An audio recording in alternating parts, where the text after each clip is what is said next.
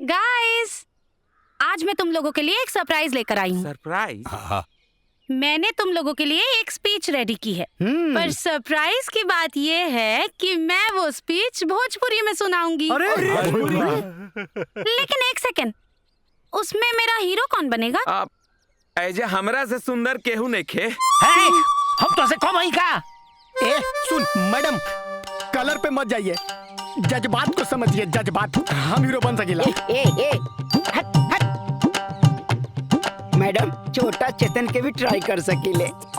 हम बड़ hero number 1 hero. ओके, हम का बोली, हमरा के तो भगवान पहले ही से मिस फायर बना दिल बा।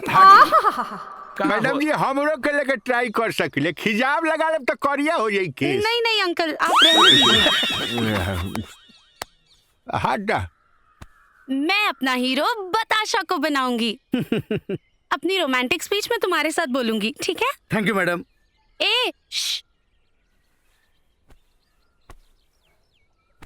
प्यार, इश्क, मोहब्बत, ई सब एगो इबादत बा।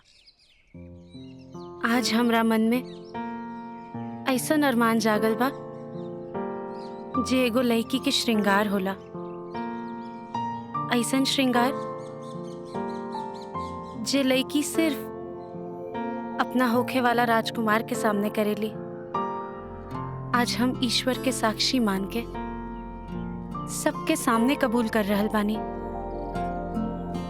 कि हमरा के केहू से प्यार हो गइल बा, और ऊ केहू और ना, हमरा सपना के राजकुमार रउए बानी। I love you. कैसा था? तो ताली बजाओ ना। बताशा, हाथ छोड़ो। अच्छा था ना? मजाक रहल का? मेरी भोजपुरी अच्छी हो गई है ना? बहुत अच्छा। Thank you so much. ए बाबू, हमने के चले के बाद छठों के तैयारी करे। हाँ, भोजपुरिया समाज में छठ के बड़ा महत्व में बाटे, आ बड़ा ही पावन पर्व है। चले के बाद वो तैयारी करे नु। मैं भी छठ देखूंगी। हाँ, ठीक बा। पक्का। बाबा, हाँ, चला जा। आए तो का चाही बास के बहंगिया।